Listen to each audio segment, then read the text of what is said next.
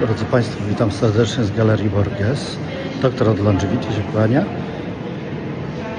Chciałbym Państwu pokazać cudowną rzeźbę Berniniego, zwaną Prawda. Prawda to coś, czego nam dzisiaj w dzisiejszym świecie brakuje. To właśnie prawda jest bardzo ważnym elementem naszego życia i budowy naszego hiszpanu.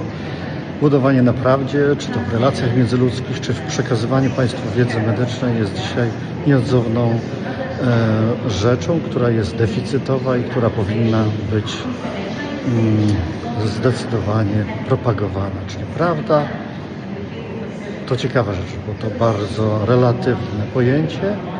Tak oto Bernini widział prawdę. Mistrz szczegółów, mistrz oddawania ruchu. Świetny rzeźbiarz, drodzy Państwo.